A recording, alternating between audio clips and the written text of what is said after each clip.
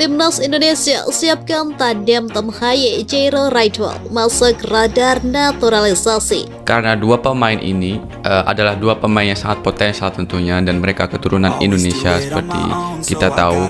Banyak rumor Jairo juga bakal merapat ke Timnas Indonesia, dan kita saat ini di Timnas Indonesia masih membutuhkan pemain gelandang seperti Jairo tentunya. Dia pemain yang sangat ideal buat Timnas kita karena kita mempunyai Tom Haye yang mendistribusi bola, kreatif dalam passingnya yang cantik. Kalau kita mempunyai pemain seperti Jairo, dia bisa melengkapi Tom Haye tentunya dengan dia yang press, dia yang seperti bulldozer, sapu bola atau clear bola yang di momen bahaya saat lawan menyerang kita.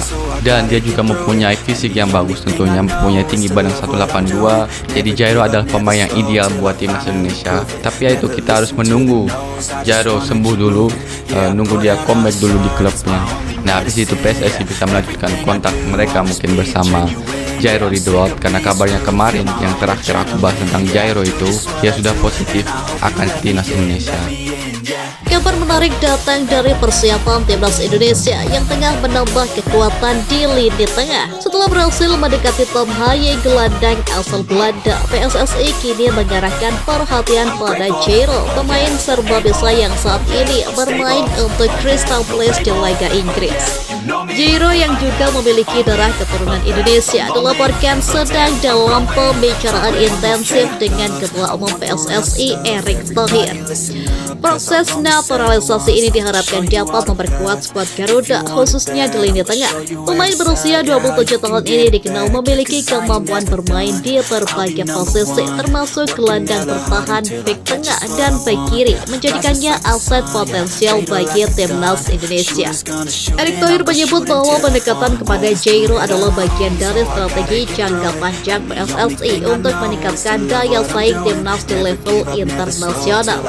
Kami sedang menjalin komunikasi yang baik dengan Jairo. Dia adalah pemain dengan pengalaman luar biasa di level Eropa.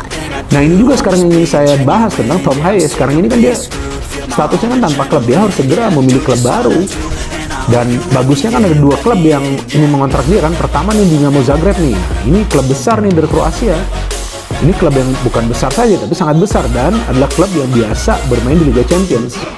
Nah, artinya pada saat ada klub yang biasa bermain di Liga Champions, ya itu tentu adalah destinasi yang sebetulnya ideal bagi Tom Haye jika dia ingin tetap bermain at the top level di Eropa. Iya dong, kalau sudah bisa bermain di Liga Champions kan artinya bermain at the top level.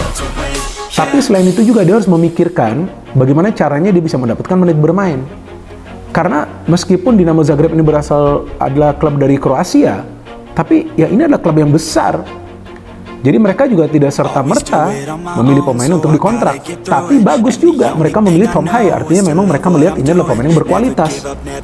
Dan juga sisi positif dari Tom Haye, dia adalah pemain yang sudah matang, berusia 29 tahun, sudah lama bermain di Eropa.